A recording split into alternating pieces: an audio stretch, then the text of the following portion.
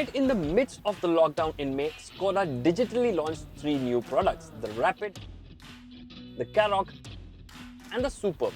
We have already brought you detailed reviews of the Rapid and the Superb, and now we have finally managed to get our hands on the all-new Skoda Karoq. Unlike the other two models, this one is an all-new product for India. The Karoq isn't Skoda's first attempt at tapping into the mid-size SUV space. Remember the Yeti? This Karoq here is a replacement of that model. But it only comes to India 3 years after its global unveiling. So is the Karoq a day late and a dollar short? We're going to take it for a spin and find out.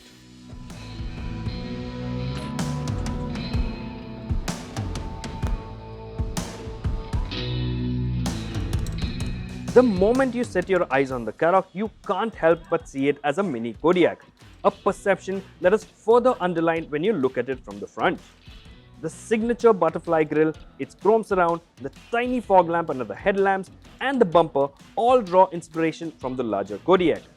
In fact, even in profile, the Karoq looks like a shortened version of its full-size sibling. I really love the 17-inch turbine-inspired alloy wheels. Around the back though, the Karoq isn't as sharp as the Kodiaq. The Karoq's premium price tag really reflects in its interior quality.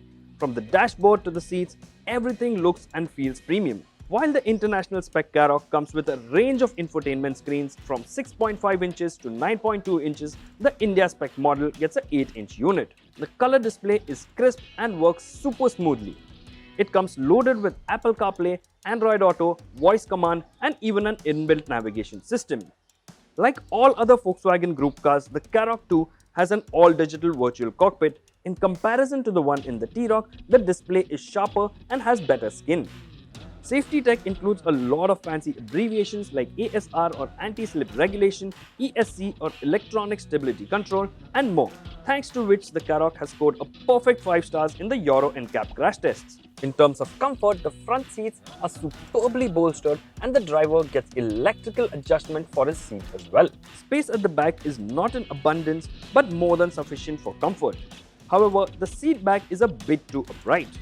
The Karoq also scores well in terms of practicality thanks to its 521-litre boot, large bottle holders in the door pads, cup holders in the center console and more.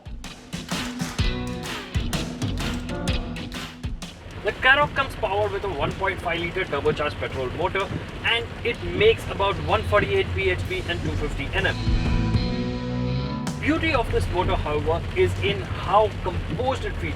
It is neither too eager nor very lethargic either. In fact, the engine is very composed and has a very likable nature as well. It comes paired with a 7-speed DSG transmission that shifts absolutely smoothly. It is a gearbox that we have always loved. The engine feels incredibly refined with noise inside the cabin barely audible. Slot the gear lever into D and the first thing you will notice is that there is a bit of lag lower in the rev range, but it really comes alive once the torque kicks in around the 2000 RPM mark. The pulling power remains good until 4500 RPM, but it starts to feel a bit audible as you move closer to the red line. Another aspect that really impresses about the Karoq is its ride quality. We drove it a lot in the city. The roads in Bombay are in rather bad shape right now, but the Karoq feels absolutely planted. It feels really composed when it tackles bad roads as well. And that is another fine aspect of the Karoq. The Karoq's greatest strength, I believe, is its rider handling balance. Even though it is set up a little on the firm side, at low speeds the suspension doesn't transfer the effects of the road undulations inside the cabin. Surface variations and joints are dismissed with impressive ease as well. You may, however, infrequently feel a few thuds at higher speeds, but they don't unsettle the car. The Karoq isn't the most agile vehicle at this price point, but given its focus on luxury and comfort, it doesn't really have to be either. Despite that, the Karoq does a decent job in attacking corners. There is just a hint of body roll, but it still feels quite predictable and composed. I found the steering wheel a bit light for my liking, but it will surely be appreciated by folks driving primarily in the city. Skoda may have taken its own sweet time to bring the Karoq to India, but that doesn't take much from the product that it is. In fact, despite being 3 years old in the global market, it doesn't quite look its age, and that speaks volumes about Skoda's design language. In all other aspects, the Karoq feels like a mini Kodiaq, and that is a great thing.